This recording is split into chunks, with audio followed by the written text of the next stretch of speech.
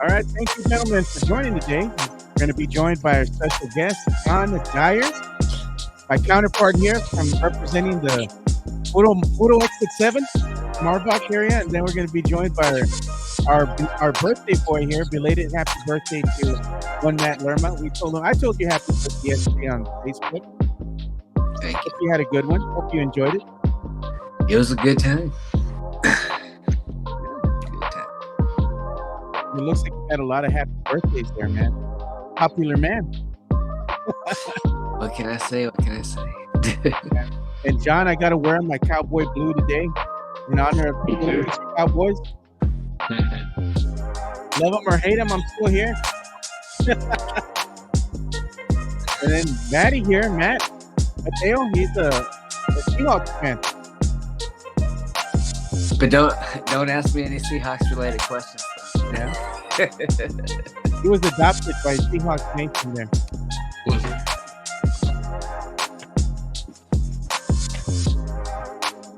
And me being a Cowboy fan, I hope that the Saints absolutely mess up this pick. We can have all the pissed off fans here.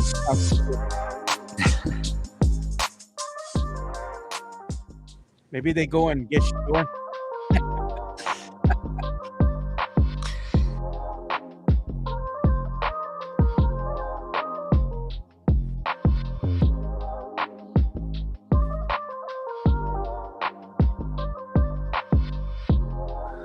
We got people joining us in the chat. Thanks, Anita. Good morning, Sam. Congratulations. Looks like it was a good night for SAFC. Welcome to another episode of the Area 210 podcast with Mike Jimenez and Joe Garcia. Make sure to subscribe and hit that like button. Join the discussion as we broadcast to you live from beautiful West San Antonio. And remember to tip your hosts as it helps the show grow. All right, you heard it here, man. We're broadcasting to you live from beautiful West San Antonio. Puro Exit 7 in the house, as we are joined today by our special guest as we talk about the NFL draft. We're going to be joined by the one and only, my Puro Exit 7 brother in crime here, John Dyer. What's up, John? That's right. How's it going? What's going on? Thanks for having me. Well, Puro, we're representing Puro Pinche Cowboys today. Cowboy Nation is in full effect. We're wearing our gear, and we're also going to be joined by Matt Lerma. I call him affectionately Mateo. Thanks for joining us. What's up, yo? And it was his birthday yesterday, so got to go That's ahead and right. say, another happy birthday to you, man. Thank you guys. I appreciate it. Yeah, so Matt's going to join us for a little bit, and as we're going to be bringing you all everything that has to do with the NFL draft, because it is draft day. I know we already got some guys in here, like Big Sean PD representing, rocking his Spain scares, his Saint scare, saying who that. And look at that. Sam Celine says, sure was big comeback. Down 0-2, 1-3-2. Yep. Hell of a night. Hopefully the kids got to sleep, because I know that a San Antonio FC game was right smack in the middle of the week. Usually the games happen on the weekend. So yeah, you took the kids, they probably didn't go to school today. Well, let's go ahead and talk about the NFL draft, man. A lot of talk this morning. I turned on the TV, and I was kind of looking for topics to talk about. And the interesting topic of discussion here is Shador Sanders, man. Everybody's talking about Shador Sanders and bringing up great, I guess, talking points here. They're talking about Shador Sanders and him being cut from the same pedigree of his daddy, right? Primetime Deion Sanders. And they're kind of like really putting the spotlight on him and saying, is he the same caliber of athlete as his father? The answer is absolutely not. He's not going to be a unicorn. He's not going to be this premier athlete, but what he is, he's a quarterback, and he's been all right, over there with Colorado. But at the NFL level, the big question mark is he going to be good enough for a team to go ahead and pick him in the first round? They're saying that he's probably not going to get selected in that first round tonight, that, he might be falling down to the second or third round as far as draft picks are concerned. What do you think about that? We'll get your thoughts here, John. What do you think about Shador? I think it's the ultimate wild card, right? Because when the first mock drafts came out, he was a top 3 pick. And then what happens is, with the NFL, they've got so much time to scrutinize this draft, you see mock drafts change. You see certain guys. It's not just him. You see certain guys go up and down mock drafts, especially quarterbacks, especially Shador, because he wasn't this 5-star athlete. He was a good athlete. Got to play with his dad. Had a very, a successful college career as far as his stats, things of that nature. So I think that nitpicking of every little aspect of Shador has made this wild card where tonight, I know a lot of people like to bet on everything. I wouldn't bet one way or the other about Shador. He could get drafted number 3. He could get around. We got some Saints fans in the draft, in the chat room. They could take him at 9. Pittsburgh's rumored to kind of like him at 21. Or to your point, he might not even get drafted in the first round. He's about to have the wildest night of his life. It's going to be an emotional roller coaster for him. And there's no consensus. There's no we all know Campbell is going number 1. We all know Travis Hunter and Abdul Carter are 2 and 3. With Shador, he could go 3, he could go 43, he could go 53.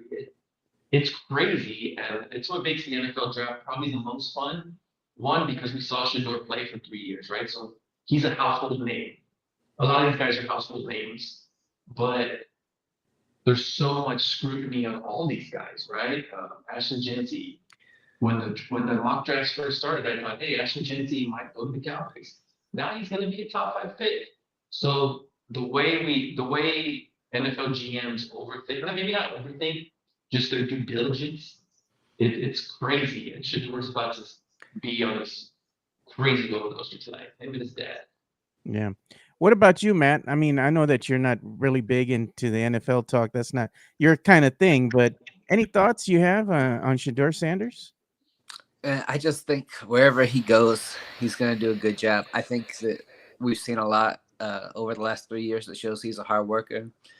And I just think that whatever team gets him, no matter where they go, he's going to be a great asset for them.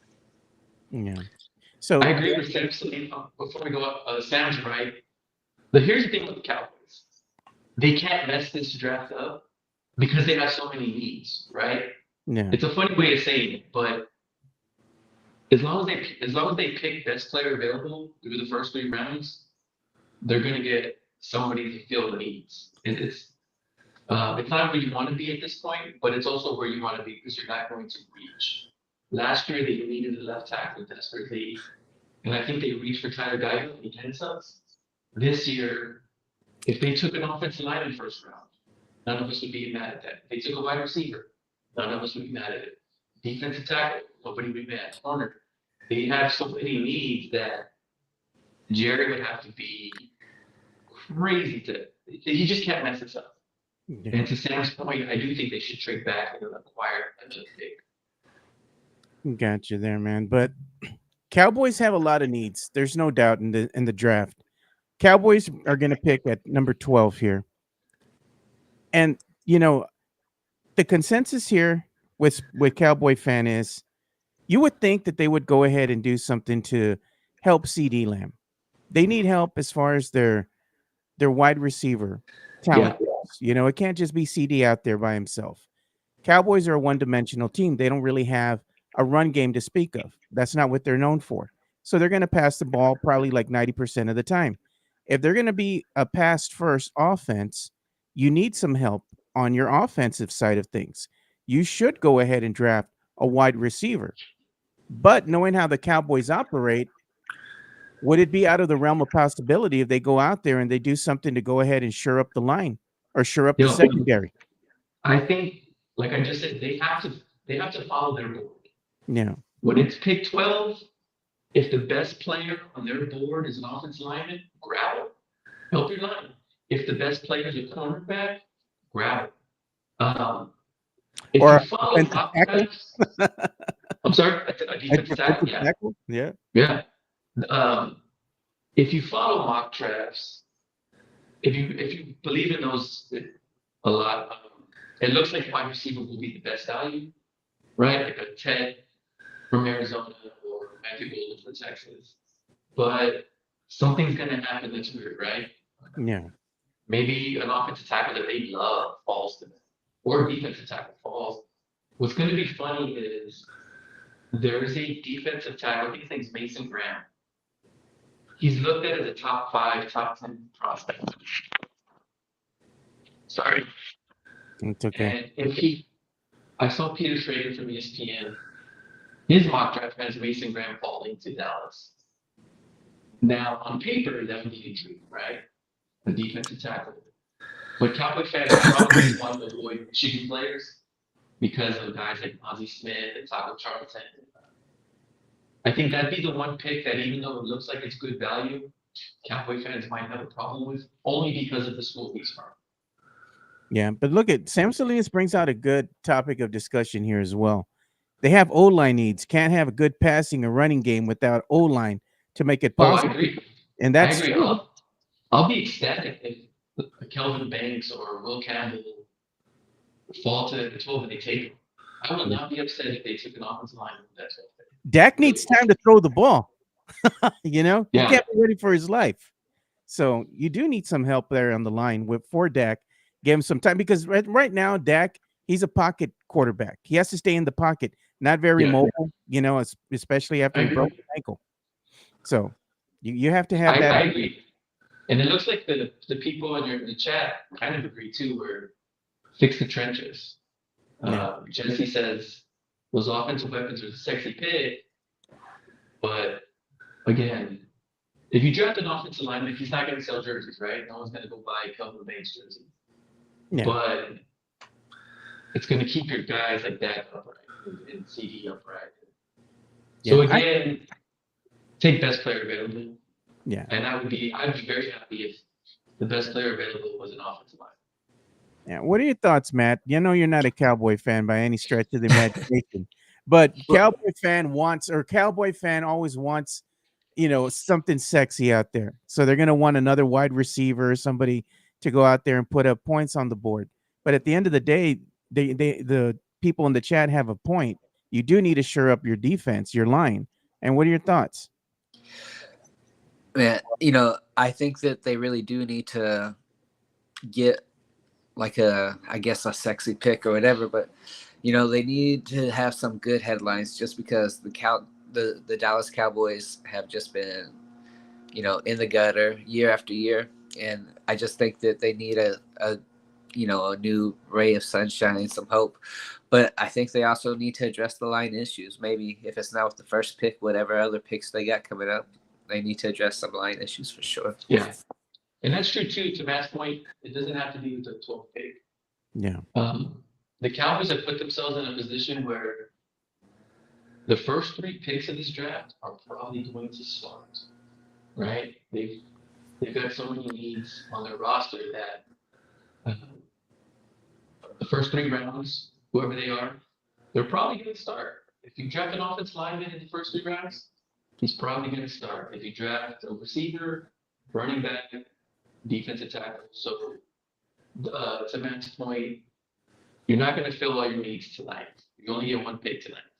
Yeah.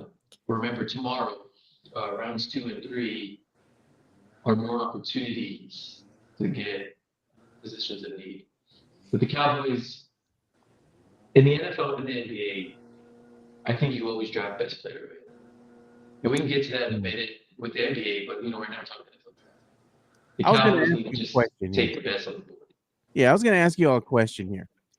Would it be out of the realm of possibility? The Cowboys, you know, they got the 12th pick. Would it be out of the realm of possibilities if the Cowboys make some moves here and actually move up in the draft? Would you be opposed to that? The only reason I would is because, like I said, they have so many needs. Yeah. If you're moving up, you're going to give up picks, right? It would be sexy, right? "Quote unquote" sexy, but Yeah. they have too many holes. You need those. Matter of fact, they need to trade back and grab another day 2 pick. So Yeah, yeah, they go I'd down be a little the draft. upset. Yeah. Yeah, move to the back of the first round, get another 2nd or 3rd round pick out of it, and that way you can add some more quality to this roster. Because here's the thing, Jerry does not like to spend money in free agency. This draft, any draft, this is where Jerry likes to add to his roster. Yeah, He Jerry. believes he puts all his eggs in one basket, which is the draft. Yeah. So you better knock it out of the park. You put yourself in a corner. You have to knock it out now that it's draft weekend. Yeah. I was gonna ask Matt. Matt, what do you think? Would you be opposed if the Cowboys move down in the draft to kind of solidify some of the needs of the team? I wouldn't be opposed to it. My only deal is that I do think that they need some sort of headline out of this because like we don't make that many free agency moves in Dallas. Just they need to have some sort of good headline coming out. So whatever that is, I just think that they need some positivity headed out of this draft. The Cowboys need some help, as we've have talked about for quite some time now. Everybody knows that. Everyone can see it. Cowboy fan always comes out and says, "What, John? It's our year. This is our year. Every year is our year." And It I hasn't don't been think the- Cowboy fans. I think people that don't like the Cowboys say that about Cowboy fans. Cowboy fans say that too after a big win. No, Don't no, lie. Don't lie. not me, not my group chat is full of Cowboy fans, and we are battered and beaten to submission where we look at the negative. Or like Fernandez always tells me, right? Because I said, man, I'm gonna get a Sancha team, dude. I'm tired of the losing with the Cowboys, So I adopted the Texans, and he goes, "No, man, f that." You know how Rick is. He's like, "No, man, f that. Go get you a real Sancha." Yeah. That's his line. Yeah, you're That's right. his line all the time, dude. So Rick is always like, "Oh, he's a ride or die Cowboy fan," And I've been a Cowboy. But he's also the most positive fan of everything, right? Like Yeah, even the the Spurs. the Spurs are going to go 82-0. All we do is win. I like it. Yeah. Seems legit. All the time. But the thing is that the Cowboys haven't won anything of merit since what? Way back when in the 90s? You have to go back Yeah. and see the highlight reels on VHS tape, John. I'm tired of that, man. I want them to be Oh, relevant. I am too. You know? And I think, again, it has to happen in the draft because we don't participate in free agency in a real way. We do sign the players that we drafted, right? Yeah. But so it has to happen this weekend. So if you're looking for hope, this is the weekend, right? This is the weekend where you're going to add to your roster. And, we'll see what they do tonight in the next couple of weekends. Yeah, so I was gonna say, Matt, he's been adopted here by the Seattle Seahawks here. I know he probably doesn't have a dog in the fight. He's just, like I said, he's been adopted by the Seattle Seahawks. I think, what would you like to see your Seahawks do here in the draft, Matty? I get a brand new star cornerback or something, or just shore up the defense. I know that was a big problem for last season, so hopefully a good defensive piece in the draft would be nice. Yeah, well, things have fared better for you being a Seahawks fan. You weren't adopted by a Cowboy fan, or you'd be disheartened right now.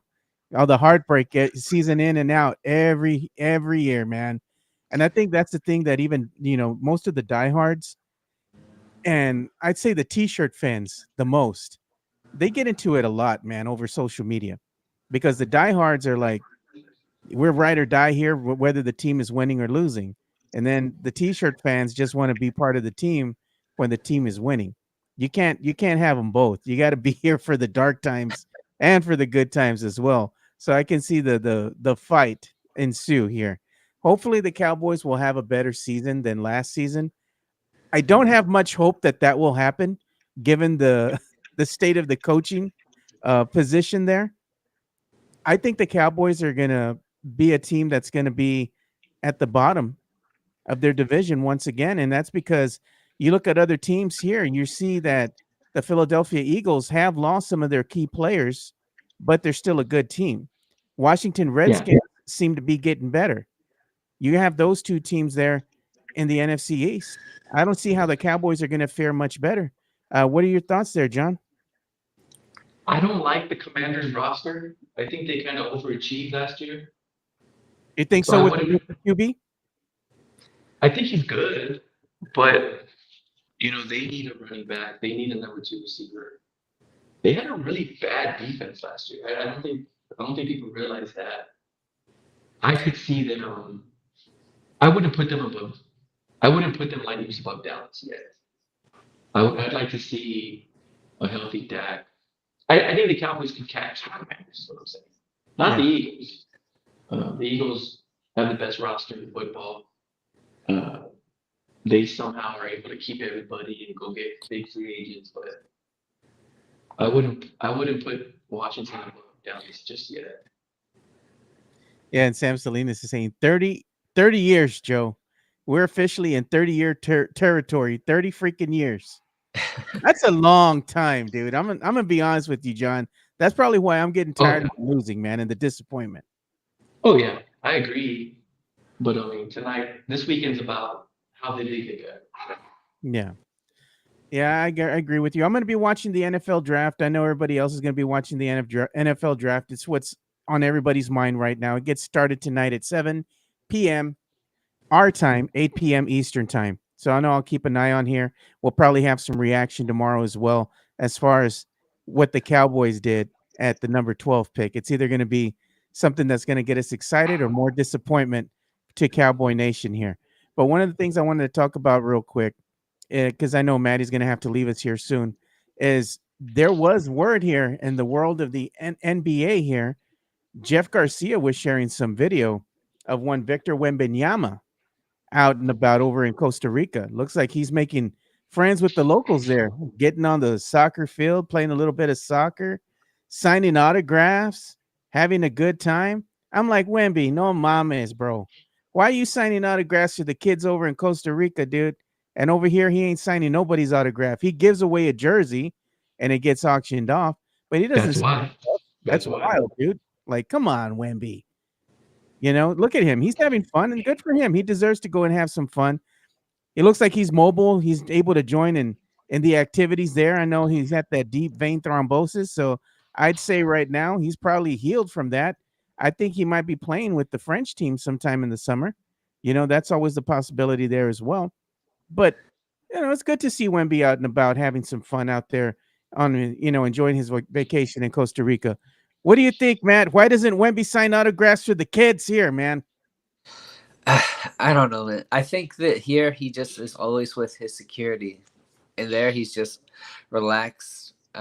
Costa Rica is just like a really big, huge beach town, so it just makes sense for it to be more relaxed there. And I've seen him in town a couple of times, and he always has like 4 or 5 people with him that keep people away and stuff. So that probably has a lot to do with it. He seems kind of unapproachable sometimes, unless he's in a specific setting where he's interacting with fans or something. Yeah, our boy James Pledger's in the chat here. He says, "Guess he's been cleared for contact." That's what I'm saying. That's what I'm saying. It's positive. It's a positive. Yeah. Step. But when he doesn't even get down, it says, "Get down low while playing soccer." What were you gonna say, Matt? Sorry.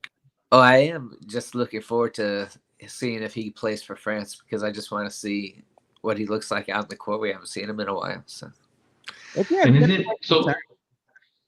Him playing for France, that's kind of a catch-22 for Spurs fans, right? We want him to rest and get healthy, but if he plays, that means he's healthy and he's ready for basketball activities. Well, Eurobasket is a tournament, right? So it's not that long, but it's like he's gonna have a big off season. Supposedly, he's gonna work out with Hakeem Olajuwon and all this other crazy stuff. So it's gonna be a big off season. Look at that, Sith. He says Wemby doesn't walk among us peasants. I like how they use my phrase now. They say the peasants. Am I wrong for saying that, John? Am I wrong for saying that? If it's kind of a reach. We're a certain age, right? We're of a certain age, right? We're of a certain age already, John. So if I go to an event, right, I'm going to go watch a concert.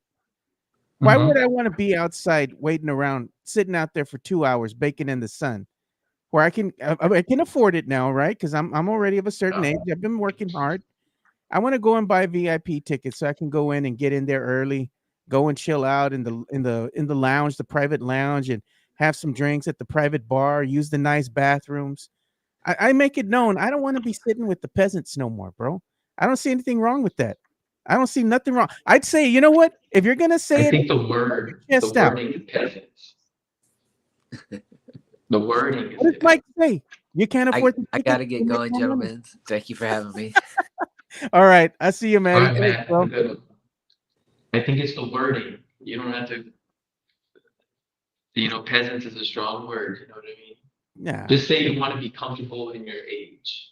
I'll be comfortable. I'm saying I'm comfortable, dude. I want to be sitting in the cheap seats. That's what I'm That's saying. fine. I don't want to be I think sitting it's in that. the cheap seats. I want to go ahead and have some fun. I'm gonna go out. I'm gonna go out to an event, and I'm not going to every single event, but the ones that I do go to, I want to have some fun.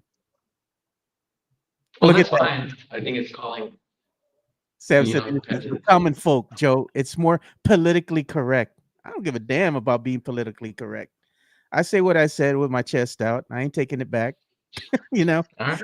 But I ain't no Mike Jimenez, though. I'm not gonna say if you can't afford the tickets, go make more money. Oh yeah. Man, Jimenez is wrong for that. Look, the good Pleasure says, "Guess I'm a peasant." Laugh out loud. Can't afford that VIP ticket. Hey, man, And take that's local celebrity James Pleasure right there. yeah, take a page out of Michael Jimenez's playbook. Pleasure. He says, "Go make more money." Hey, Pleasure's the one that fired Michael Jimenez. So.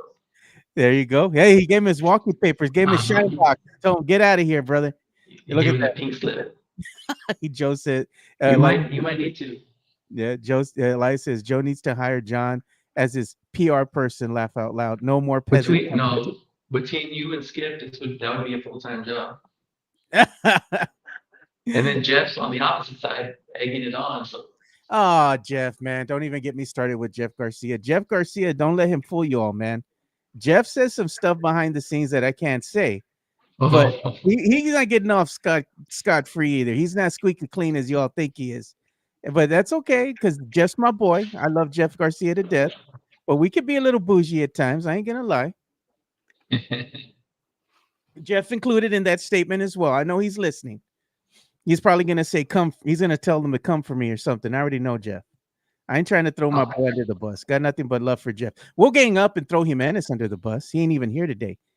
Hey, so I was gonna ask. So we're talking draft, right? He pledges in the chat. Yeah. What do you think the Texans should do? Oh, that's a good Offensive idea. line?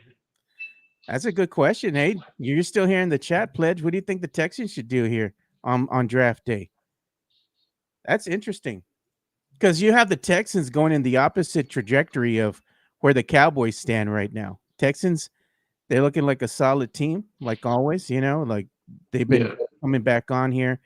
And the Cowboys have gone in the opposite direction. Texans right now have the 25th pick in the NFL draft. Right now, they're projected to select Tyler Booker.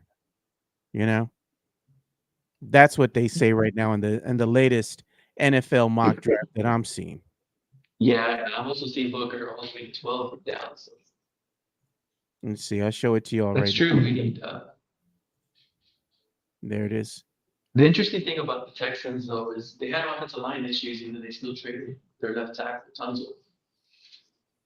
Oh, look at Salinas. What does Space City Mike say the Texans should do? I don't know, Mike. That's true. That's true. We need to know from Houston's People's Champ. Yeah. Space City Jimenez, what does he think the Texans should do? I know he's probably going to be wearing some Texans gear this year. Oh, yeah. He says his girl already got him a jersey. Oh, yeah, dude. She already got him. She has a jersey. She probably got him a hat. Oh, dude, they probably got matching jerseys and everything, dude. He's probably in Jamaica with a Rockets jersey with nothing under, right? Showing off the guns and the heat. Yeah. He's got that Jalen Green jersey on right now. Oh, yeah. Look, Pledge is saying, send a link if you want me on. All right. We'll go ahead. Oh, let's get Pledge. That's the man. All right. Hold on here. Let me see if I can get him on. So I know we kind of talked around it, but what for you, 12th pick of the draft, what position you want the Cowboys to take? Gun to head. We talked about all their needs. They've got all kinds of holes in the roster, but what's going to make you happy? You know what's going to make me happy? Because I said the Cowboys are a one-dimensional team, right? I would want them to bring another wide receiver into the mix just to go ahead and get CeeDee Lamb some assistance there because let's be Yeah. honest, the Cowboys offense has become stale. It's a stinky, dirty diaper in the parking lot of the HEB on a summer day. That's their offense. They just can't seem to put up points against good teams. They can go ahead and put up points against bad teams, but when they go against a good team that has a decent enough, offense, decent enough defense, should I say, and a good secondary, that gives the trouble. That gives the Cowboys trouble because they have no run game to speak of. You know. Good guidance, chief. That's not wrong. That's not wrong. Yeah. Oh man, look at Matt Gomez says, "What's up, guys? Trying to recover from last night. I know my Matt had a little bit too much fun out there. I would too, celebrating that big win. That was a big come from behind win for the San Antonio FC. And I know the Nestials were full effect there because I saw videos and pictures of you guys. That was great, man. Mike's wearing a Jamaican 4X Rockets jersey. 4X. That's a nasty word. Oh God. Hold on. Pleasure's gonna join us. It seems like Cowboy fans would be happy with offensive line and receiver, right? Yeah. We fix one. We fix one. And the way the draft is shaking out, both should be available, right? And look at gonna Elias. I'm sorry. Elias says something here. He says, defense isn't bad. It can be tweaked a bit. He says, but our O line needs a rebuild first. He's not lying, dude. Dak needs My some. only pushback is we only have one starting corner to start the year No. because Diggs is gonna miss the beginning of the year. Jordan Lewis is gone. You need corner help. Now, Stephon Gilmore was in the building yesterday. I think Stephon Gilmore is kind of Jerry Jones's, what would you call it? What's a good? He's kind of the emergency piece. Yeah, okay. I bet you Jerry said, hey, if we don't draft a corner early, we're going to call you Saturday morning and say, hey, stick around. We got a contract for you. I think that's what it is. No. And look, at Cowboys need a QB and a line. Cowboys need a quarterback. And, for all intents and purposes, they're going to ride or die with Dak Prescott here because they went ahead and did extend him. Now, the only issue with that is that Dak is not that quarterback, in my opinion, that's ever going to get the Cowboys to that promised land. He might be good during the regular season, depending on the tools that he has out there. Coaching. Coaching's going to play a big factor, I think, in how the Cowboy season is going to go as well. You have a new coach that's entering the fray. Of course, he's going to make his impact on the game, bring his own unique style of, both offense and defense here, working with his staff. I don't know if this is going to be a good thing for Cowboys fans and the Cowboys themselves. Because when you bring a new coach and a new coaching staff in, there's always that period of acclimation, getting used to things, Well, remember, he was the OC already, so he's been in the building. He's been in the building, but it's a different thing when you take over the team and you're the guy, you're the head coach. Yeah, so I agree. I think there will be some continuity. Yeah. And I think that's one of the reasons why they hired him. I think they literally mentioned that is you keep some of the continuity with the team. Yeah. Hey, what's up, Pledge? What's happening, guys? So we're asking a question, man. We're talking about Cowboys because San Antonio's a big Cowboy city, and we're Cowboy fans here. For sure. Talking about the Cowboys and kind of the help that they need, both on the offensive line from a defensive standpoint, and also, they need some help when it comes to the wide receiver position. And the Cowboys at number 12, they have them at, every single mock draft that I've seen has the Cowboys taking a wide receiver at number 12. I'm not opposed to it. CeeDee Lamb does need some help. He needs some help out there. He can't do everything on his own. Cowboys are a one-dimensional team. They don't have a running game. If you're going to throw the ball, you need some targets. I wouldn't be opposed to that. But the other thing, too, on the flip side of things, I wouldn't be opposed to the Cowboys also getting a defensive lineman or getting somebody to shore up the offensive line, getting somebody out there maybe in the secondary corner. They need some help there. So I wouldn't be opposed to that because Dak is a a pocket quarterback. He's not very mobile, and you need to buy him some time in order to throw the ball. If you're going to be a one-dimensional team and you're going to just be throwing the ball downfield, you need time to do that. And right now, the Cowboys can't have Dak running for his life because he's not very mobile. So there's a lot of needs that the Cowboys do need to go ahead and shore up in the draft. I don't think they can do that with, that 12 position. And some of the fans, even John here, have even said maybe the Cowboys need to move down in the draft a bit. That way they can go ahead and get more picks. What are your thoughts?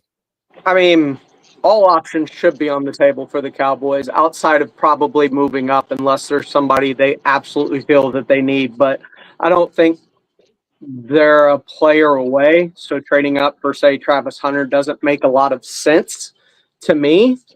But if you were to stick and pick at 12, whether that's Ted McMillan or Matthew Golden, I could see either. I know there's a lot being said about Tedero McMillan right now because of a small snippet of an interview he did his freshman year that says he didn't watch tape. Remember, this is a kid that came playing volleyball.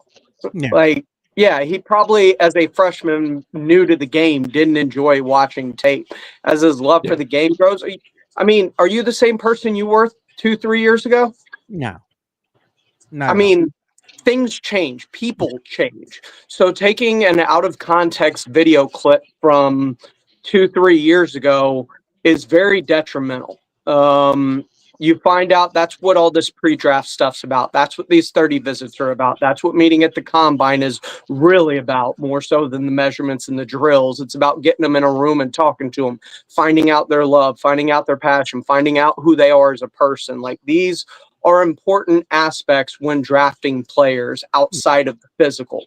And, you turn on the tape when you want to see what a player is all about. And the tape really dictates a lot. And some of it can be just pure God-given physical talent. But I don't think a lot of people would consider Randy Moss coming out of college dyed-in-the-wool, football-loving person, right? There's a reason he kind of fell in the draft, and the Cowboys passed on him initially anyway. But he had a love for the game. And you can only get that by actually talking with people and finding out what their passions are. And I think that's that narrative on Tedero and McMillan is a bit hyperbolic in a sense, And so if you're going to judge somebody on something like that, then we all have a bad instance in life where we all say something we wish we could take back. Yeah. So I don't have the same, you can't take him, he doesn't love football mentality. Hell, even as a Texan, as a guy who loves D'Amico Ryans and his philosophy about I want guys that want to love the game of football. Sure. Then get Tedero McMillan in a room and find out if he loves football. And then if you draft him, I'll know that you've done your research and you love him. Cowboys, same thing. Matthew Golden seems like would be a good number 2. He would kind of fit what Brandon Cooks was in this offense. But there's one thing this offense has lacked, which is the reason they traded a 4th-round pick for Jonathan Mingo. It is a big-bodied outside boundary receiver. Tedero McMillan fills that need. And he's really good. Like, if you turn on the tape and watch it, he's good. He can play in the slot. He's much more athletic and faster than he's given credit for. So I love that pick for Dallas. As it comes to offensive linemen, yeah, sure. But I also don't have an issue with the way the offensive line played down the stretch. I thought Guyton played better later in the year. I thought Beebe, and especially when Brock Hoffman came in relief of Zach Martin, I thought the offensive line played really good down the stretch. One question I have is Terrence Steele on the right side. If Kelvin Banks falls to you and you love Kelvin Banks, take him, stick him on the left side. Maybe Tyler Guyton's a better fit on his natural side, the right side. That's what he played at OU because Caleb Williams is a left-handed quarterback. So maybe that's the way. And here's the other thing. If all the guys you like are gone, I wouldn't be mad if they took Jahdae Barron. I think Jahdae Barron's one of the best players in this draft. And you think about the Cowboys and the money they have invested in the core players there and are about to invest in Micah Parsons. You can get off a Diggs contract in a little bit. I think next year is your first real out in the contract when it comes to dead money. And even if you keep him, DaRon Bland's going into a contract year. Can the Cowboys afford to keep him? So, like, there is a need at cornerback, and I think it's a greater need than a lot of Cowboy fans are willing to admit that they need. Yeah. So what you're saying is we should draft a Longhorn regardless. The 12th pick. I didn't say that. I said Ted McMillan too. Kelvin Banks, Jahdae Barron, or Matthew Golden. You can't go wrong with the Longhorn. That's what you're saying.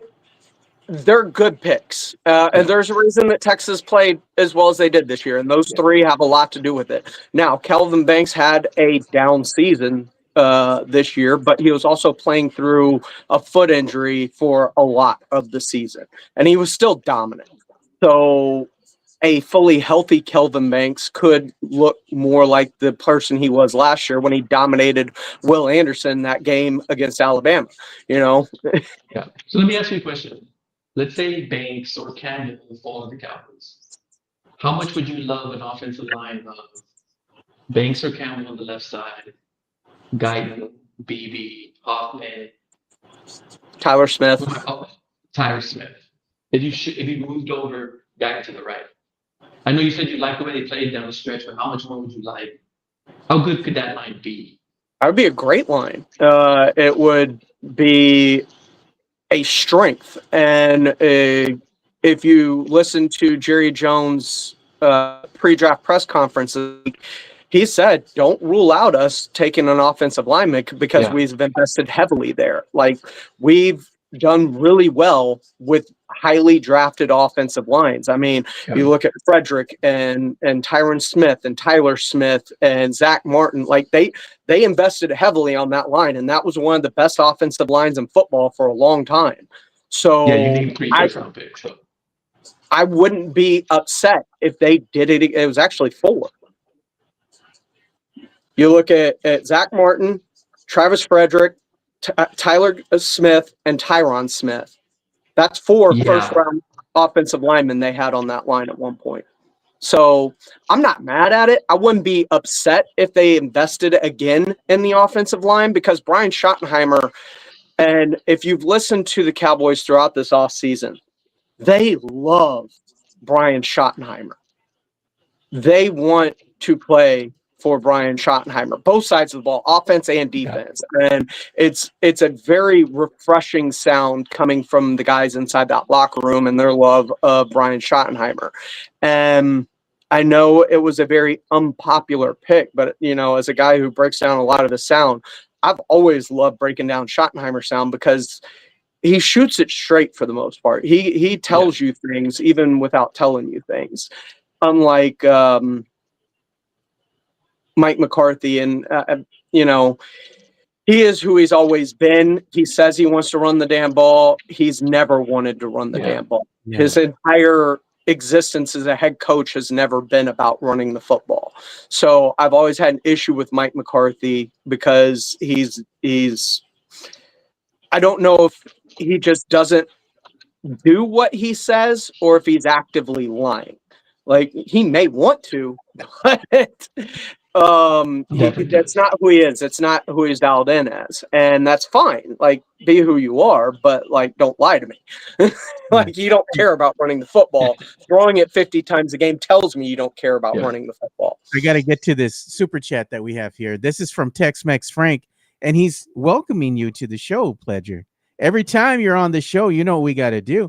$4.99 super chat incoming. He says, Puro pinche Cowboy draft day grito. Diva Fiesta. I know how much you like the grito, too. Here we go.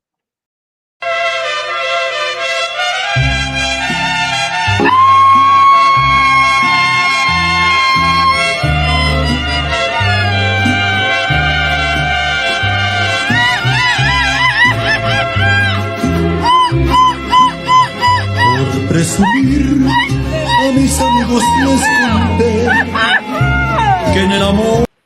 There you go. Take six. There you go. So, but there's also depth in this offensive line. You know, you got Cross from William and Mary that can go in the second round. You've got Tate Ratledge, an inside player. You've got Jared Wilson. There's a lot of depth in this offensive line draft. So, like, you don't have to take one early, but the Cowboys are really good at this. If they identify somebody as the best player on their board and they're not reaching for a specific position, they usually knock that pick out of the park. and do you think because of the amount of holes they have, they can do that this draft? Because they don't have to reach for a specific position. What are their perceived holes? So what they feel, I would say, is corner, running back, receiver 2, nose tackle. I could stop. I don't know if they think about offensive tackle, but I would say those 4, right? What about a center? Sure. They've got 10 picks. They like BB. Okay. They like BB at center. And they just hired his offensive line coach. They got 10 picks. And don't forget, like, there are guys that are available, like George Pickens and Jamison Williams, that you can have for maybe a day 2 or 3 pick that can become a trade. So if you go a different way in the first round, you can, like, get a proven talent later in the draft by trading away a, 3rd, 4th, 5th. And they don't have a 4th. They got multiple 5ths, maybe a 5th and a 6th. Get a Jamison Williams or George Pickens. Like, these are things that they can do to help supplement as well too. It doesn't have to necessarily be an unproven guy. I like your Evan optimism. Neal is available. You're my favorite Cowboy fan in Pledge. I love your optimism. Is Pledge bringing us off the ledge, man? That's what he's trying to do. If you listen to Pledge on his show daily, he's my favorite Cowboy fan. I love me some Pledge. I just felt like I see it, and the Cowboys aren't as bad as everybody perceives them to be. Yes. They're closer than people perceive them to be because Pledge. they've got a quarterback in Dak Prescott. They've got CeeDee Lamb, a top 5 wide receiver in the league. They've got a good offensive line. It's not as trash as everybody says it was last year. And they don't? I thought Javonte Williams was the 2nd round pick that was actually pretty good and was actually looking like he was returning to form last year in Denver, although sharing with 2 other backs. Then you go and add a Miles Sanders to that room as well. And hey, what if they take a Quinshon Judkins or a Travion Henderson or a Caleb Johnson in the 2nd or 3rd round of the draft? This is a very deep running back class as well. There are it's not just the Ashton Genty show. There's only 2 projected running backs that are going to be selected that show up in everybody's mock draft in the first round. In the first round, but it's how many great running backs are first round running backs? Yeah, there's not very many. Which is making your point. There's still a lot of good running backs there in the 2nd and maybe even in the 3rd round there that the Cowboys. Like DJ Gins out of Kansas State's a guy I think you can have on day 3 that would come in and be amazing for this Cowboys team. It's such a deep draft for running back. I don't even want the Cowboys to look at running backs around 5. They can grab a Damian Martinez or a Jadon Blue or. How would y'all feel if they traded back? I would love it. Be opposed to it. Yeah, they have a lot of needs to fill. The one thing that kind of is a big question mark to me is Cowboys not extending Micah Parsons. That's a big question mark to me. They'll do it in. What are they going to do with him? They're going to make him wait. They're going to make him wait. Like, and here's the thing: they're gonna pay him, right? Maybe they're gonna pay him. No, they always pay. They always pay. It's just a matter of how much. And so this is gonna go on, and they'll eventually pay him when they absolutely have to pay him. Other than that, like, they've still got him this year. They've got him next year on the rookie 5th year option, and then they've got 2 tags available for him. Like, this can go for as long as they want it to go. Now, are they going to pay him quickly and speed the process up? You would hope so, but probably not. Like, if they paid him this year, even if it's like before the season, like they did Dak, that's still 2 to 3 years early. Like, they're still paying him super early. Like, we're making a big deal out of this Micah Parsons thing because he's eligible to be paid. Eligible. But he's still got time left as a Cowboy under contract. And the real deadline for Jerry Jones isn't even close. What are you going to say, John? Mario's throwing around. He says there's no pros after the third round. Running backs go from great to good. I think there's only one great running back in this draft, and there's a lot of good from the rounds 2 to 6. There's a lot of good. I think there's one great, and then the rest are good, and you can work with good in the 5th round. Yeah, and look, running backs are as good as they are, but they need help, and they need help in front of them. Like if the line isn't good, then the running back's not going to be as solid. Like Joe Mixon had a great year behind a trash line, but like it wasn't a great year for him. Like it was a 1,000-yard season, but like 1,000 yards in this day and age isn't much. I mean, even Rico hit 1,000.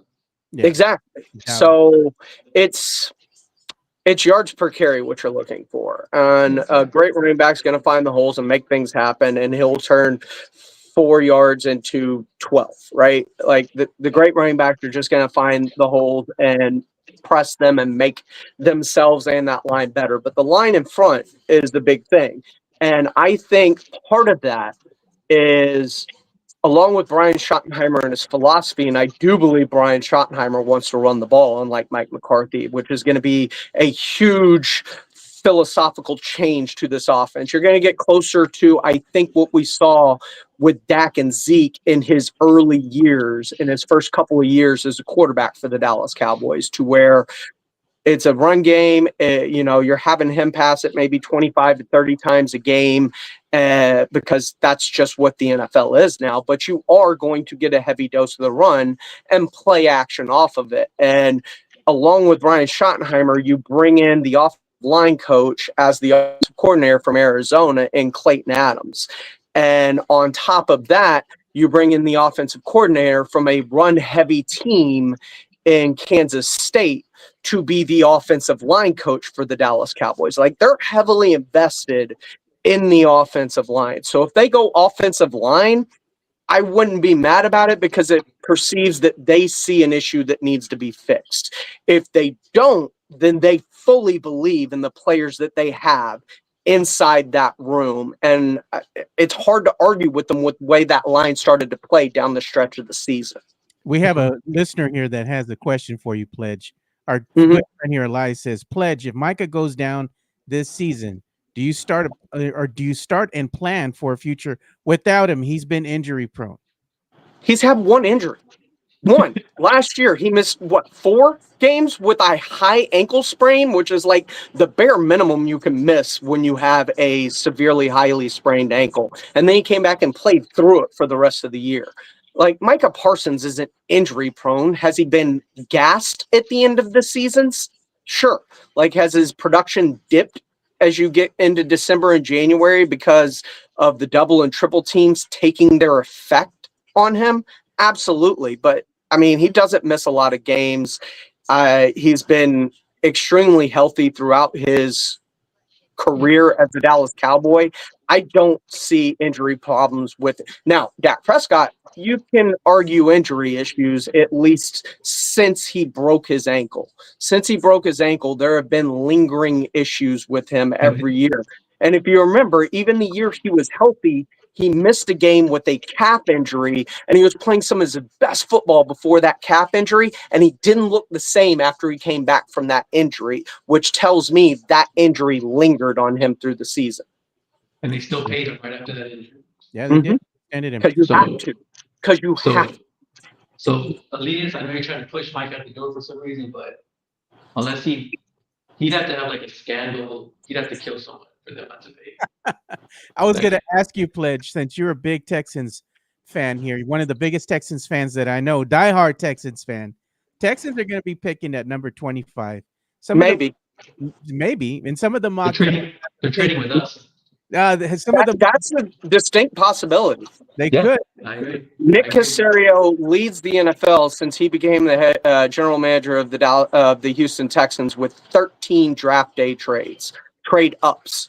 Yeah. So like he moves around up and down the draft board. If he identifies a player, he goes and gets him. He had CJ Stroud. He moved up for Will Anderson. Then he moved up in the second round to get Juice Scruggs. Then he moved up into the third round to get Tank Dell. He moved up to get John Mechie. He moved back a little bit when they drafted out of A&M, the offensive guard Kenyon Green. He is not a stick and pick guy. So I don't expect the Texans to really pick at 25 today. I don't know if they're going to go up or down. It depends on who they like and who's there and who's available and where they perceive him. But I do not expect the Texans to stay at 25. And one of the guys that I think that they love is Alabama offensive lineman Tyler Booker.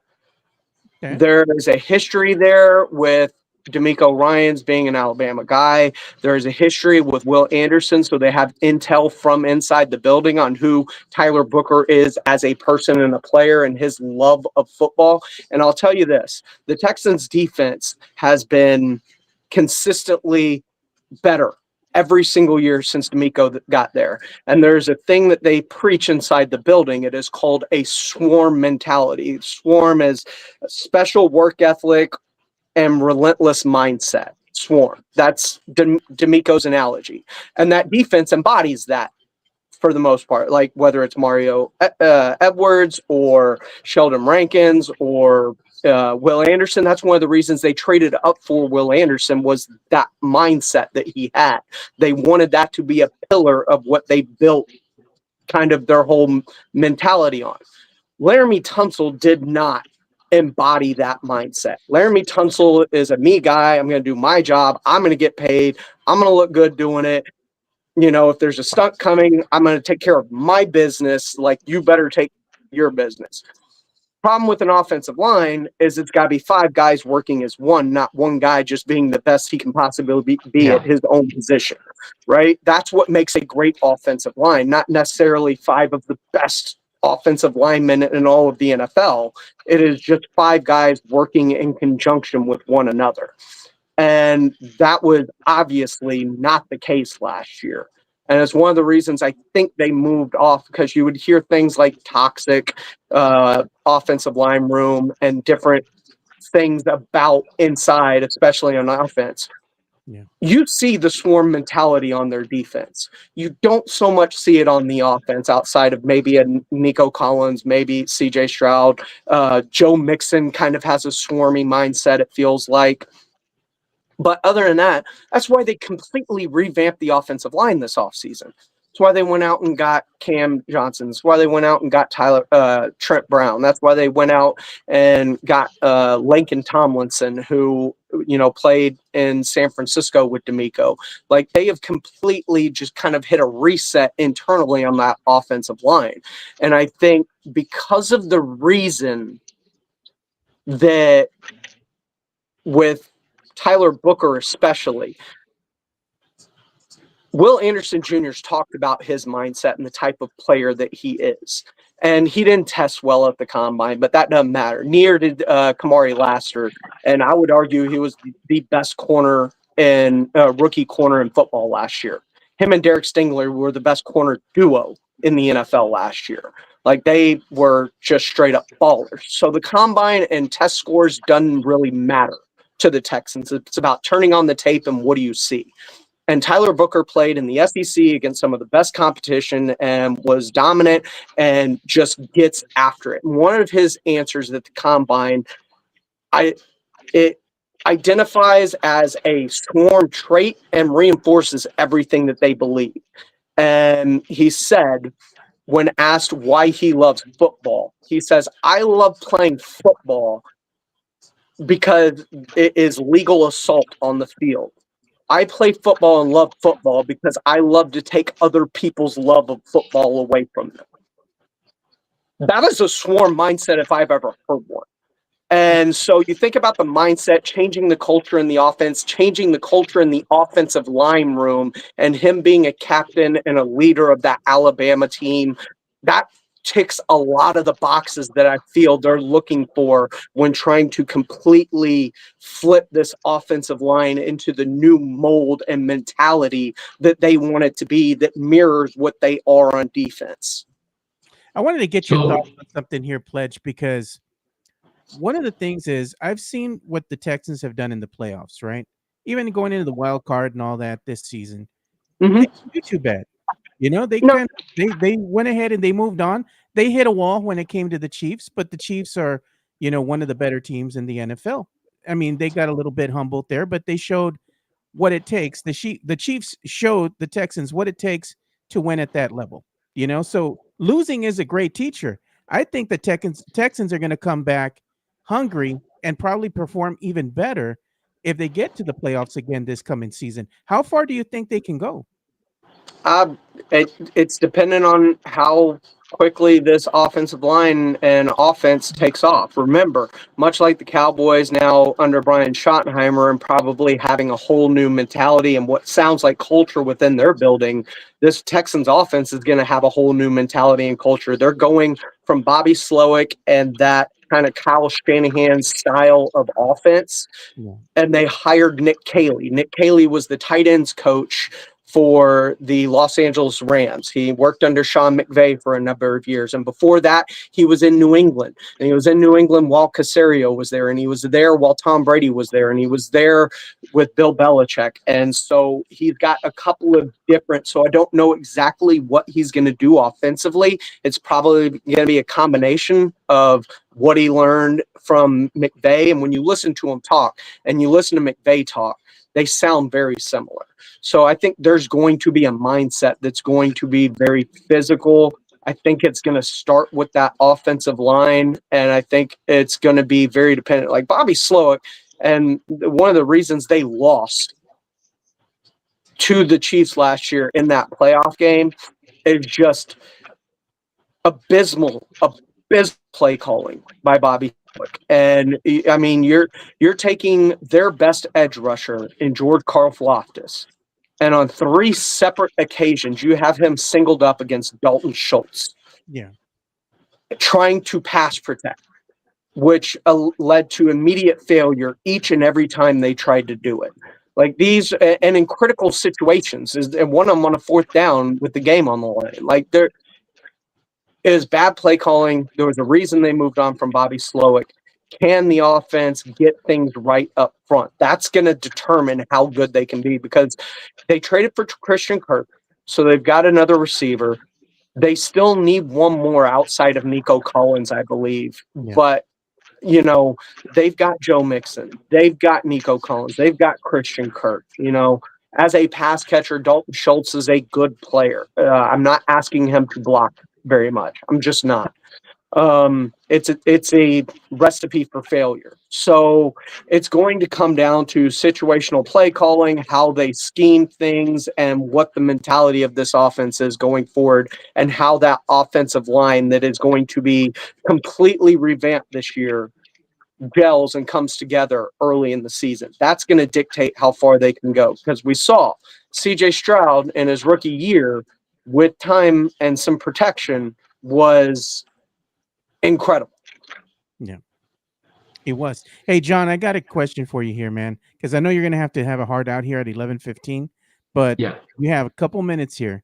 Anything you'd like to go ahead and ask Pledge before we have to say goodbye to you? Not specifically. So I will say this, Pledge, we've seen a few mock drafts have Booker going to the Cowboys. Sure.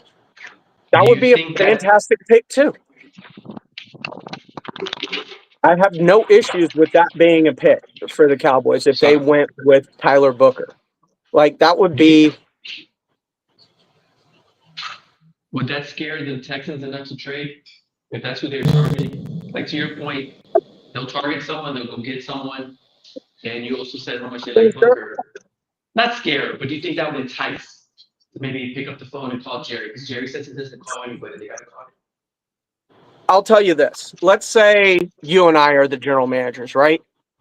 You like Tyler Booker. Yeah. I like Tyler Booker. I want Tyler Booker. Am I trying to trade with the other team that likes Tyler Booker or get in front of the team that likes him? That's true. Well, so either like way, either way, gets you John. If that's their play, it's a bad play because I'm trying to get in front of you all of a sudden.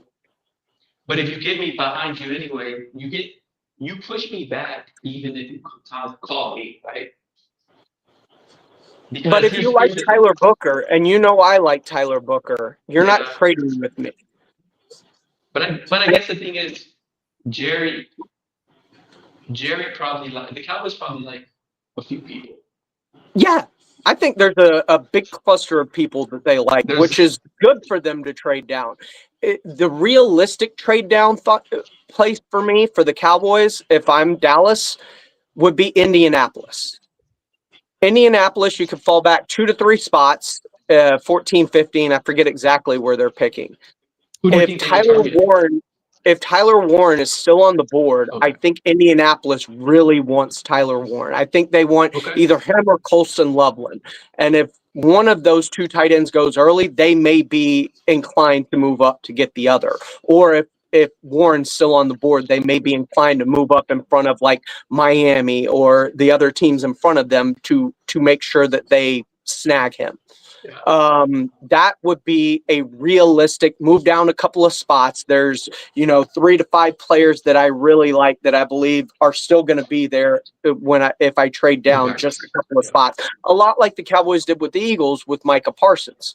They knew they were coming up for Devontae Smith. They moved back 1 spot. They still get their player and some extra draft capital. So if Dallas truly is looking to move back in their cluster of players, and they've got a cluster and they want one of those guys, moving back 3 to 4 spots versus 10 to 12 is it's a much smarter play. Yeah. So because this year's draft is more of a crapshoot than others, besides Shador Sanders, are the quarterbacks a crapshoot? I still think, like a Tyler Warren, he could go top 10, he could go 28. So let me ask you, besides quarterbacks, who's the biggest wild card in all this? Like, who could go pick 10 or pick 5 all the way to? Like, I see so many mock drafts, and I've seen someone, Kelvin Banks is in the 20s. I've seen him in the top 8. Tyler Warren's the other one that's fluctuating. Kelvin Banks, Tyler Warren, Kelvin Banks, those are really good ones. A guy I think could be a huge wild card just because it's hard to really, he could fit with a lot of teams, but it's really hard to find, Jahdae Barron. If he doesn't go to Miami at 13, where's he going to go? He could fall all the way to 24 at Minnesota, 23 at Green Bay. Jahdae Barron could go as high as, top 12, and he could go as low as 20-something. That's a massive window for a player that I believe is the best cornerback in this draft. And there's a good chance because of physical characteristics. Now, I don't like him as much, but Will Johnson, a lot of people like him because of his size, his length. I don't like him in press coverage. I don't like him in man. I think he's more of an off-ball, it's very scheme specific for a guy like him, I think. It was remember Lovie Smith? He had corners that played cover 2 defenses. They didn't work if they brought in a man-to-man guy to play in this cover 2 scheme because it was just opposed to what they do. Nnamdi Asomugha, one of the best, man press corners in football, playing for the Raiders, goes to Jim Johnson's zone blitz, playing off the ball, where he's not getting his hands on him, being physical, shadowing, and it looked like he fell off a cliff as a player. It's because he's scheme specific. He is a press man corner. He is not a zone corner. And I think that means a lot to certain teams. So it's all about schemes, fit. And, I think Jahdae Barron can do all of it. I think he's a great man player. I think he can play off ball. I think he can play safety if you want him to. He can play nickel. He can play on the outside. He's a chess piece. He's very versatile. Will Johnson's a very specific corner to me. And you've got to run a certain scheme, and he's got to fit into that scheme, and you're going to be playing off-ball man, let him react, and that's where he's a best fit. All right, John, we're going to have to say goodbye to you, sir. It is 11:15. You have a hard out. Appreciate you, man. Thank you so much. I'll talk to you later, brother. All right. All right. He had a hard out because he has to go to work. So we're going to go ahead and write the show with you here. We're going to come to an end here in the next couple of minutes or so. So what I'm going to do real quick here is give a shout out to one of our sponsors, and that's going to be MCS General Contracting. MCS General Contracting, more than 30 years of combined experience in concrete placement. They are the best in the business, honest pricing, high quality work. They get going on house foundations, driveways, concrete patio decks.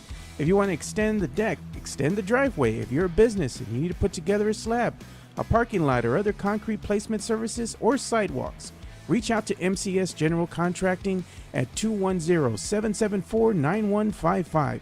They're confident in their skills, so give Chris Leha over at MCS General Contracting a call at 210-774-9155. And thank you for being a sponsor of this show. That's right. MCS General Contracting powers the chat that everybody likes to go ahead and chime in on. So make sure you give them a call. Number is 210-774-9155. One of the things I was going to ask you about, Pledge, is something that was a heated topic of discussion. It seemed like all over the four-letter networks, FS1, ESPNs, everybody seemed to be talking about this in the morning, even on the radio and whatnot, XM radio.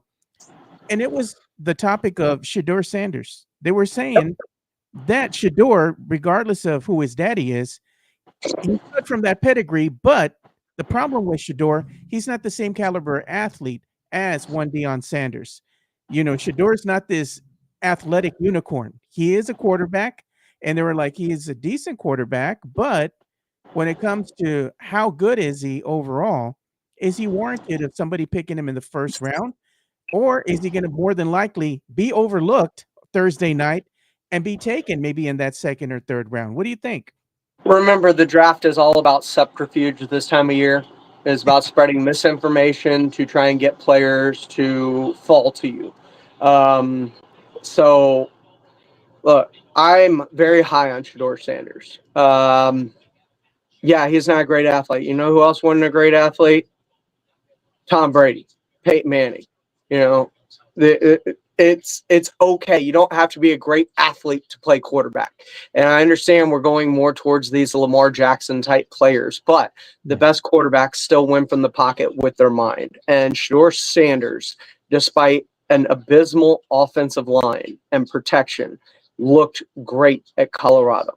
Threw for over 4,000 yards, had 74% completion percentage. Like, yes, does he hold onto the ball sometimes trying to make things happen? Absolutely. It's going to happen when, you're on a bad team that's playing from behind a lot and trying to win games. I'm actually high on Shedeur Sanders as a player, as a prospect. And to be fair, if you've watched Shedeur Sanders plays, he's got athleticism. He can break the pocket. He can run. Is he Michael Vick or Lamar Jackson? No. Is he physically imposing like Josh Allen? No. But much in the same vein as Patrick Mahomes, who also doesn't look extremely athletic, yes, manages to make plays out of the pocket. So does Shedeur. Yeah. I think he's going to be very good at the next level. It's going to come down to, with all quarterbacks, the very few quarterbacks can rise above, system. Sam Darnold looked awful in New York, looked great in Minnesota with Kevin O'Connell, right? Deshaun Watson looked great in Houston, looked awful in Cleveland. Joe Flacco looked good in Cleveland. Like, a quarterback has to fit the scheme that the offense is running. That's very important. And I think if Shedeur Sanders were to end up with, let's say, Kevin Stefanski in Cleveland, That would be a very good fit. If he ended up in Pittsburgh, I think, with Arthur Smith, who runs, a very, run play action, I think that's going to be very important to him, is where he ends up, what type of system. And yes, Sam, I am saying I'm towing the line with Shador being a running quarterback. What? No, you obviously haven't seen what Mike has said. We're not going to get into that discussion here. What did Mike say? No, this I'm actually intrigued by. God. Mike says that if you are of a certain race, you should. Oh, it's like the coach's kid, the sneaky, quick guys. No, he's saying if you are of a certain color, you should be able to run fast. That's what Mike says. Yeah. So Jameis Winston is fast. Russell Wilson is fast. According to Mike. Oh, okay. That's what Michael. Byron Leftwich was fast. According to Michael Jimenez. That's what he said. But I was thinking about what you were saying about Shador, and right now they have Shador at some mock drafts that I have seen have him falling to number 9 with the New Orleans Saints, are going as far as 21 to the Pittsburgh Steelers. I don't know if Saint fans would be opposed to having Shador being picked at number 9. Outside of that, and they should be okay with that. I think Kellen Moore would be a really good fit with them. Outside of the Valero Alamo Bowl, how much of Shador Sanders and Colorado football did you watch? Because Colorado football was appointment TV for a while, for the last couple of years. I caught a couple games here and there, throughout the season, but I was watching my Texas Longhorns. What are your impressions of Shador Sanders? Impressions of Shador is that he's a smart quarterback. At times he does hold on to the ball too long because he wants to go ahead and make the play so bad that he thinks he's going to see something downfield. And that's the one thing that is a knock on him as a QB. He has to learn that, as much as you'd like to make the play, sometimes the best thing to do is just get rid of the ball or just take the sack. You don't want to go ahead and cough it up and cause it to be a turnover and it's a pick six going the opposite way. Do you think that is eminently more teachable than, say, accurate? Absolutely. And he has an arm, too, to speak of. He's got an arm, and he's very accurate with his placement. His ball placement is very good. I like Shador. I find it, like, all these, like, he could fall out of the first round. I find that so hard to believe, unless his interviews truly were as bad as they say. But even if he's, cocky or entitled, like, if that was Josh Allen, people would be talking about him just being, confident, Yeah, look at Sam Salinas says, in all seriousness, he goes, how did Shador go from being highly touted to falling the way he has? He was highly touted for a reason, and believe what you heard initially. Like, testing reveals a lot, interviews reveal a lot, but a lot of this time of year, there is a lot of false information spread to help players fall to where teams want them to be in the draft. That makes it eminently more attainable for them, whether it's to just fall to them completely or to fall into a range where they can trade up to get them. The misinformation campaign. Speaking of misinformation, I got to ask you a question here. And it's going to get a little bit racy, but I'm sure you've seen what's been going on here with the Shannon Sharp situation, right? Yeah. And him getting sued and whatnot. And, of course, he's been linked to that OnlyFans model, and they've had, relations, and they have, the tapes of the recorded conversations and whatnot. And there's been a lot been said about him trying to go ahead and settle, and they're going back and forth, couldn't come to a number they agreed on. So he goes to the Mr. Busby over here, now representing said, ex-girlfriend, or what you want to call it. And now she's, kind of running the smear campaign. And the thing that I have to say about the whole thing is Shannon Sharp has been given a lot of leadway out there at the House of the Mouse, because it is owned, ESPN is owned by Disney. So they've let go of other analysts on there who've gotten in trouble right away. They've had no problem saying Here's your shine box. Good luck to you. We're parting ways. Shannon Sharp, for some reason, has been given a lot of leadway here. They're giving him, they're like, well, we're going to see the whole situation. We're going to see what's going on. And they're like, well, we don't know if it's really him on the, on those at the other end of the tapes or whatever, the recorded conversations. And they don't want to, I guess, go ahead and jump to conclusions. But the evidence that's coming out is not painting Mr. Sharp in a nice light, so to speak. I think they're giving him way too much leniency at this point. If you're implicated in this type of a situation, isn't the best recourse of action, whether you're guilty or not, would be to go ahead and dismiss you for an extended period of time until they can gather all the facts, rather than just have you on this ESPN First Take show while all this is going on? I mean, what are your thoughts on that? It's a very difficult line to walk as a organization. I would hope that a job would give the benefit of the doubt to me until, innocent until proven guilty, et cetera, because, I mean, we've seen this thing go both ways. Like, remember, the Duke lacrosse kids were villainized True. for what they were accused of, only for all that to come to light years later that it was all fake, made up, and it was a judge in the midst of a re-election campaign trying to force a very highly politicized thing. So, like, it is always, I think, best to err on the side of let things play out and see exactly where things eventually fall. Now, should he be on a leave of absence, suspended with pay, whatever it may be, I don't know. That's to each company's own. And to be fair, the Mouse has a lot of ability to find the inside truth of whatever they want to find. So maybe they have already investigated this and feel confident with being able to keep him on the air, and that this is fully fabricated. Yeah. Well, we'll see how it all plays out in the end. If you react too quickly, too harshly, then you look like a fool on the other side. But if you act in moderation and things turn out to be true, you also look very poorly. But I think, at least in terms of, I guess, the way that we're all judged, we're all brought up, we're all the moral codes we believe in, right? Yeah.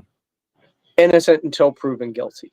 I believe in that wholeheartedly, and I would hate to be judged for any actions prior to any evidence or claim. Like, if I was based on faceless, nameless accusations, then that would be a very difficult thing, I think, personally, to deal with. If in my heart of hearts I knew I was at no fault and this was a baseless claim.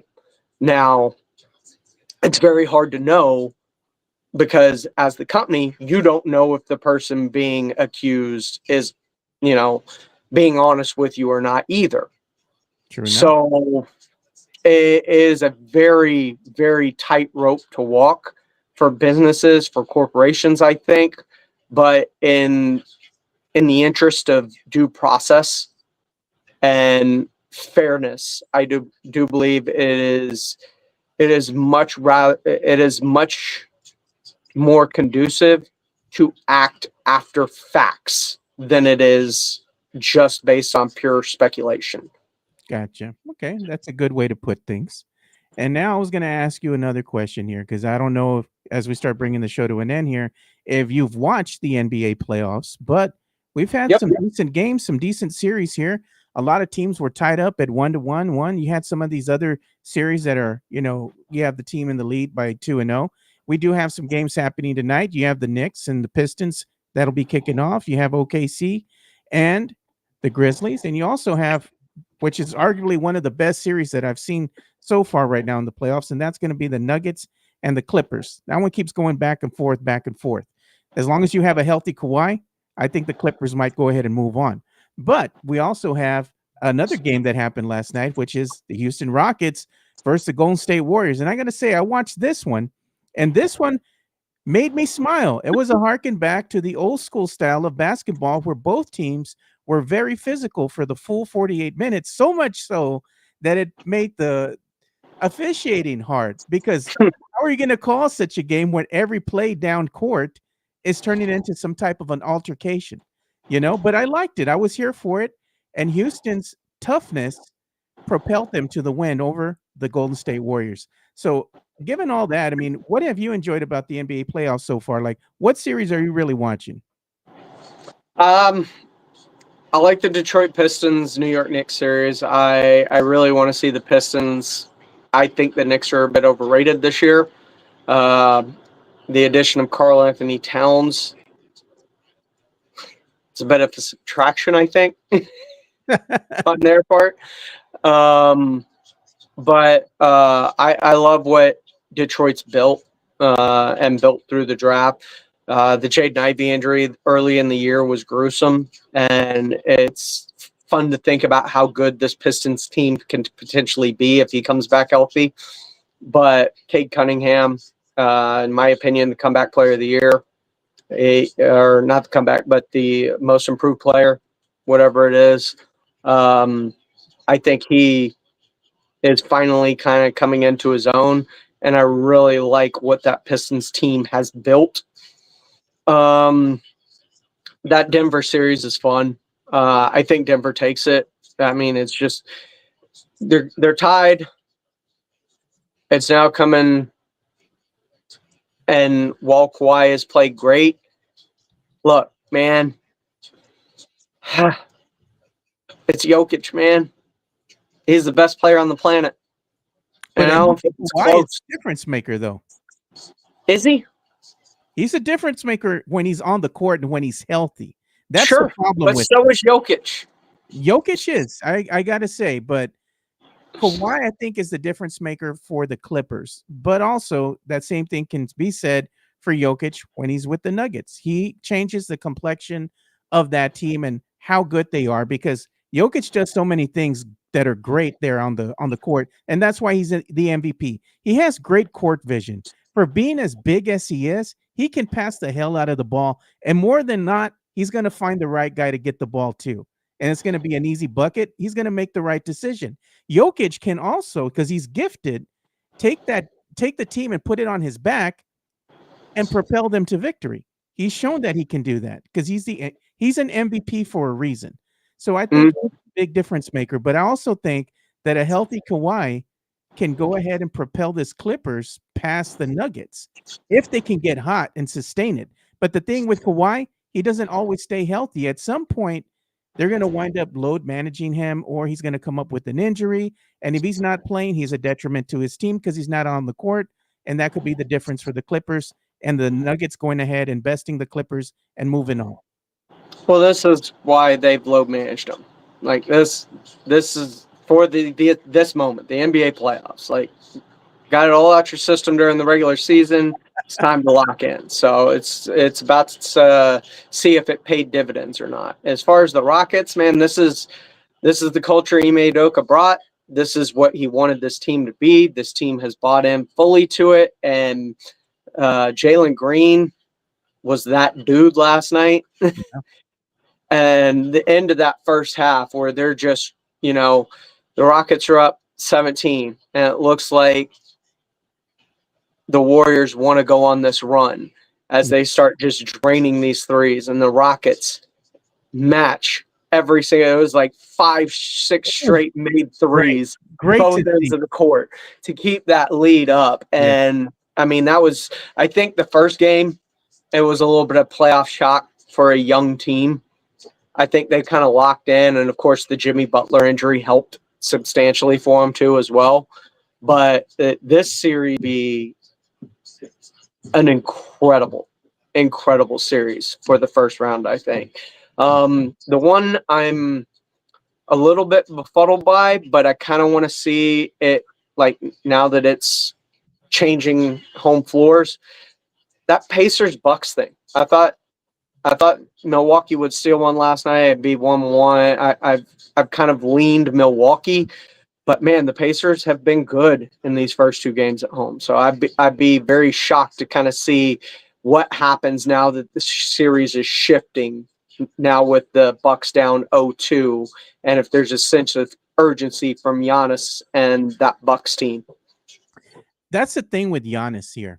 The Bucks haven't been the same, right? They have not gone very far in the playoffs, and that's disappointing to Giannis. At this point, if the Bucks have an early first round exit because they get bested by the Indiana Pacers here, what does that say in terms of longevity for Giannis Antetokounmpo? Do you think he requests to be traded? What happens? I don't know if he requests to be traded or not. That's going to be just an interesting narrative to kind of follow to see. But to me, it's about, just this team won a title. It was good. The second best player on that team was Chris Middleton. Chris Middleton has lost everything due to injuries. His legs are shot. They bring in Dame Lillard, and those two haven't really been on the court enough together to really understand if that's going to be a pairing that works or not. But this is what I mean when I talk about the Spurs. Like, yeah, you can accumulate all the stars you want. It's not about the stars. It's about the pairing of the stars. Do the stars fit? Do they fit what you're trying to do? And, bringing a bunch of ball dominance around is not good. You want guys that are selfless, can share the ball, and know when to take over a game. Jimmy Butler is that guy. He knows when to take over a game. He knows that it's Steph's team, though. Like, there's a give and take there. And it was a great pairing. It was a great addition by the Warriors at the trade deadline, and it's paid in spades for him to this point. Now, his health going forward is going to be very important. But when it comes to the Spurs this offseason, it's not about just adding a star to add a star. Yeah. Because we saw it fail in a lot of different places because you're bringing a bunch of ball dominant. You bring James Harden and Kyrie Irving onto the same team. Those are two guys that need the ball in their hands. You bring Devin Booker and Bradley Beal together. That's not a great mix. Yeah. You need guys that know how to play off the ball and when to take over games. I think Kevin Durant's a great guy. I think he's been put in a pairing of some bad situations in terms of teams that were star heavy with nothing else, and two of the stars were ball dominance. Now, it's easy for Kevin Durant to get his points because he seamlessly fits into situations. He doesn't need the ball in his hands to be effective. He can score without, commanding ISOs. He can score off curls. He can score getting the rock, down on the low post with one dribble. Like, he doesn't need all of that. But it's going to be very interesting to kind of see this offseason what the plan for building around Wemby is as we move forward, because I think Stephon Castle is a great player that can play alongside stars and still be a star himself. He has shown the ability to find his pockets in games. Wemby is a selfless superstar. We kind of wish he would take over more at times. But, the rest of it, Fox, we only got, 5 games with him and Wemby together? So it's going to be very difficult to kind of see how that ends up playing out. I think it will be a good pairing, but he is going to be a ball dominant. He's a guy that's going to run the offense, set the tone. How does everybody fit around that? And we know Devin needs the ball to be successful. We know Keldon needs the ball to be successful and play better coming off the bench this year in that 6-man role. So what pieces stay, what pieces go, what pieces do they add with these 2 lottery picks? Do they use these lottery picks after everything's set to go get another star? This offseason for the Spurs is going to be highly fascinating, especially with the uncertainty of the future probably a very crucial position, the head coach. This is true. I don't know what the Spurs are going to wind up doing.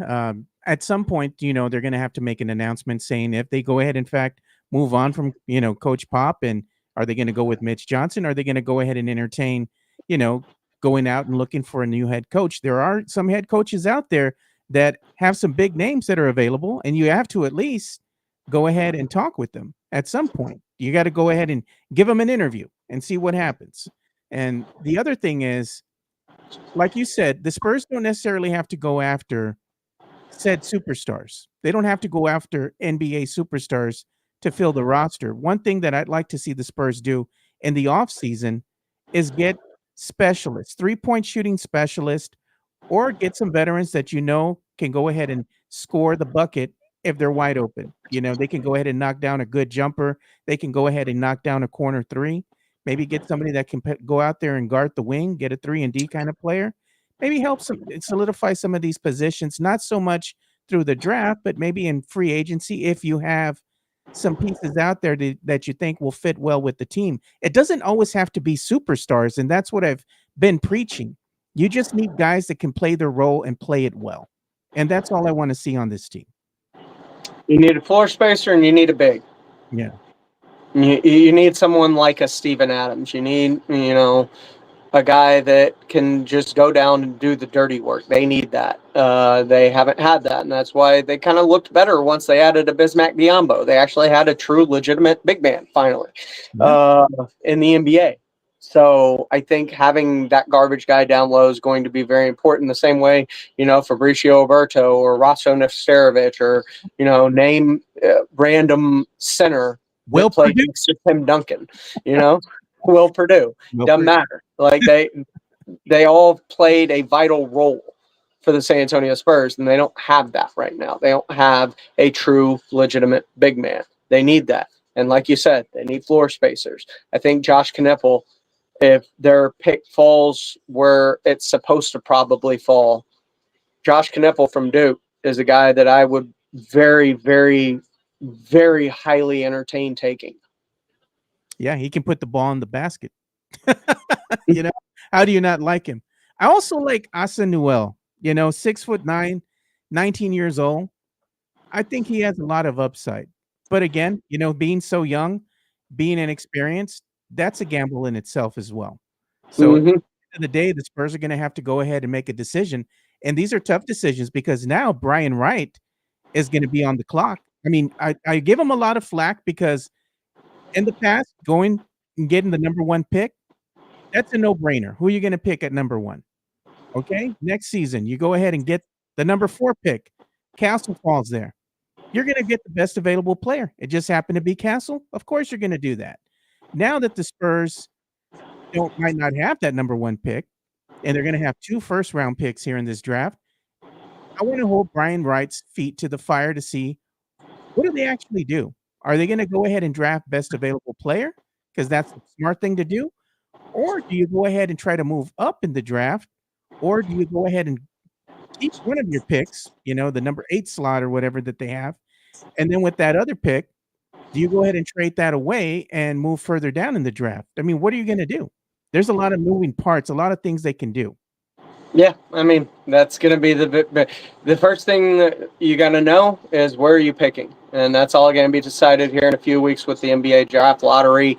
And then we can kind of finally start kind of putting things together of what should the plan be moving forward. Because let's face it, moving up in the draft, how high can you get?